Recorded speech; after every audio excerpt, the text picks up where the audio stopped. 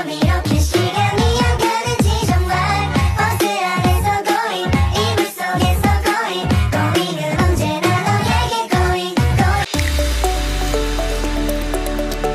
Selamat pagi, izin memperkenalkan diri, saya Lisa Bedia Novitasari, NPM 23412027, kelas AKT 23. Di sini saya akan menjelaskan pajak pertambahan nilai atau PPN.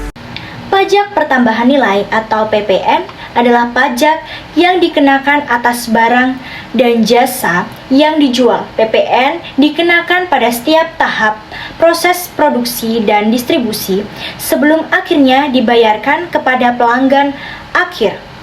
Pajak adalah sumber pendapatan penting bagi pemerintah dan itu digunakan untuk membiayai berbagai program dan inisiatif publik.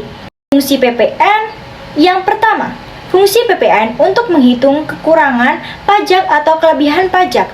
Fungsi utama PPN, masukan dan keluar, adalah sebagai perhitungan untuk mengetahui beberapa besar jumlah pajak yang harus dibayarkan ke negara atau justru dapat diajukan sebagai kompensasi kelebihan pembayaran atau PPN.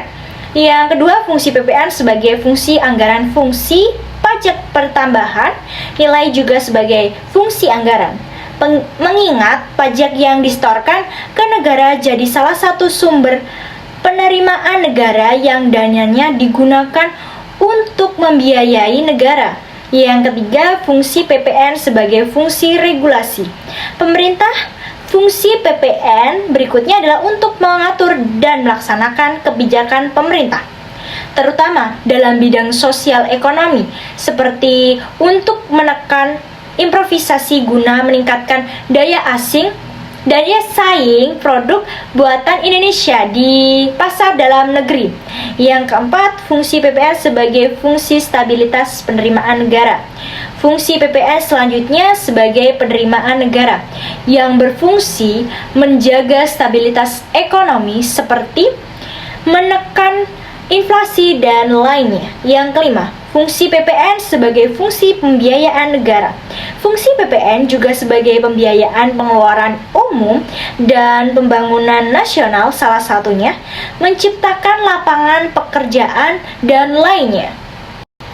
Objek PPN, pajak pertambahan nilai, yang dikenakan pajak pertambahan nilai atau biasa disebut dengan objek PPN adalah yang pertama, penyerahan barang kepada pajak BKP, kena jasa dan jasa kena pajak JKP di dalam daerah pabean yang dilakukan oleh pengusaha.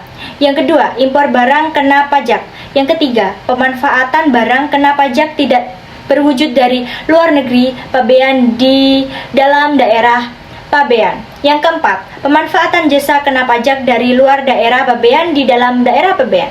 Yang kelima, ekspor barang kena pajak, berwujud atau tidak berwujud dalam ekspor jasa kena pajak oleh pengusaha kena pajak atau PKP. Tujuan utama pajak pertambahan nilai atau PPN adalah untuk meningkatkan pendapatan negara yang digunakan untuk membiayai berbagai program pembangunan dan pelayanan publik seperti infrastruktur, pendidikan, kesehatan, dan kesejahteraan masyarakat sebagai salah satu sumber penerimaan terbesar bagi negara. PPN membantu memastikan adanya alokasi dana yang cukup untuk mendukung kegiatan operasional pemerintah, menjalankan kebijakan ekonomi, serta meningkatkan kesejahteraan rakyat secara menyeluruh. Tarif PPN, pajak pertambahan nilai. Tarif PPN menurut ketentuan Undang-Undang Nomor 42 Tahun 2009 Pasal 7 yang kemudian diubah dengan Undang-Undang Harmonisasi Perpajakan, Undang-Undang PPH pada abad keempat Pasal 7 Ayat 1. Yang pertama, tarif PPN. Pajak pertambahan nilai adalah 11%. Yang kedua, tarif PPN-nya 12% paling lambat 1 Januari 2025. Yang ketiga, perubahan tarif PPN diatur dalam PP. Kemudian pada undang-undang baru tersebut disebutkan bahwa barang kebutuhan pokok yang dibutuhkan masyarakat banyak, jasa pelayanan kesehatan medis, jasa pendidikan, jasa pelayanan sosial mendapatkan fasilitas pembebasan PPN. Sekian presentasi dari saya akhiri. Selamat pagi.